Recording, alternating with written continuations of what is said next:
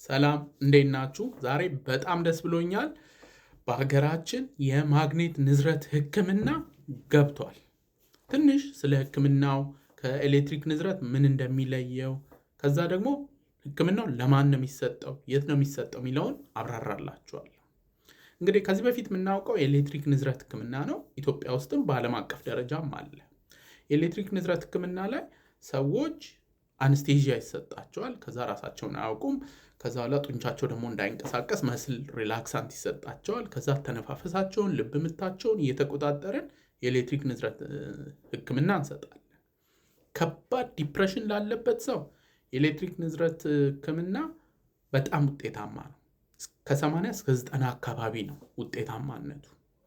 ከዛ ደግሞ አንዳንድ ሰዎች በዲፕሬሽን ምክንያት በስኪዞፍሬኒያ ምክንያት አልበላም አልጠጣም ብለው ሰውነታቸውም አይንቀሳቀስም ግትር ሊሉ ይችላሉ። ለሱ ቤስት ነው። ኢትዮጵያም አሜሪካም አውሮፓም ኤሌክትሪክ ንዝረት ላይ የሚደርስ ህክምና የለም ለካታቶኒያ ማለት ነው። ነገር ግን እንደው መለስ ላለ ዲፕሬሽን ያን ያህል ውጤታማ አይደለም።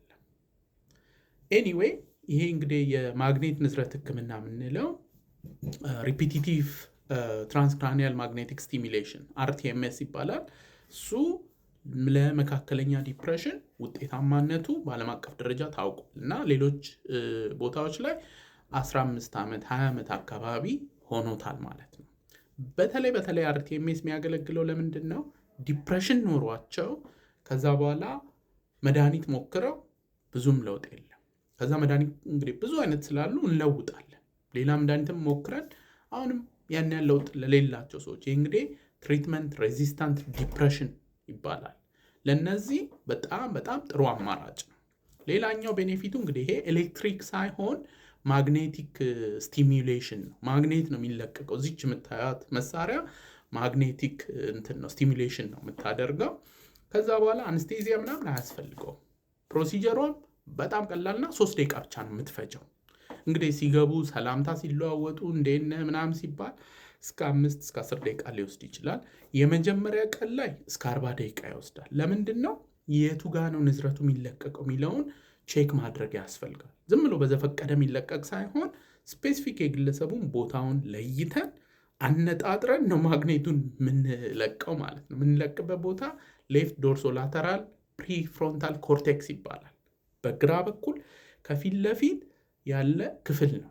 ልክ እሱ በማግኔት ስቲሙሌትድ ሲሆን ሰዎች ከዲፕሬሽናቸው ነቃ እያሉ ዲፕሬሽኑ እየቀነሰላቸው ይሄዳል ማለት ነው።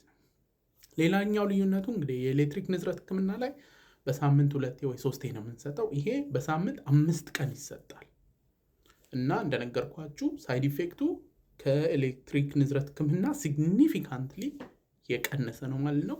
ኢትዮጵያ መግባቱ በጣም ደስ ብሎኛል። ጥንቃቄን በሚመለከት እንግዲህ ከዚህ በፊት የሚጥል ህመም ላለባቸው ሰዎች ይሄ ህክምና አይመከርም። ሌላኛው እዚህ ጋር የምታዩት ማሽን እንግዲህ ማግኔቲክ ስቲሙሌሽን ነው። ስለዚህ ማግኔት ካለ ሰውየው በተለያየ ምክንያት ጭንቅላቱ ውስጥ ብረት ካለው ብረቱን ይስበዋል።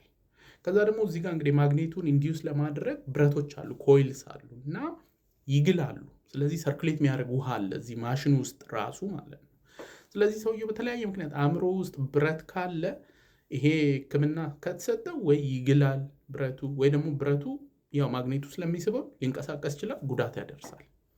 በይበልጥ እንግዲህ ይሄ ብረት አእምሯቸው ውስጥ የሚቀመጠው ሰዎች አኒሪዝም የምንላቸው የደም ስር ችግሮች አሉ። አኒሪዝም ክሊፕስ አሉ። እሱን ለመቋጠር የሚያገለግሉ ከብረት የተሰሩ ክሊፖች። አንዳንድ ሰዎች ደግሞ የመስማት ችግር ካለባቸው ኮክሊያር ኢምፕላንትስ ይባላሉ። እሱም ብረት ጆሯቸው ውስጥ። ከዛ ውጭ ግን ብሬስ፣ የጥርስ ብሬስ እሱ ጋር አይደርስም። ስለዚህ ችግር የለውም እና ኤኒዌይ ይሄንን ለምታሟሉ ሰዎች በጣም ትልቅ ዜና ነው። ህክምናው ደግሞ ጳውሎስ የአእምሮ ህክምና ክፍል እየተሰጠ ይገኛል። ስለዚህ እናንተ ወይም የምታውቁት ሰው ዲፕሬሽን ውስጥ ሆናችሁ የተለያየ መድኃኒት ሞክራችሁ አጥጋቢ ካልሆነ ውጤቱ RTMS እንድትሞክሩ አበረታታችኋለሁ ማለት ነው። በጣም ደስ ብሎኛል። ይሄ ቪዲዮ ብዙ ሰዎች ጋር እንዲደርስ ኮፒ ሊንክ ሼር ይደረግ። ሁልጊዜ እንደምለው ያለ አእምሮ ጤና የለም። ደህና ሁኑ።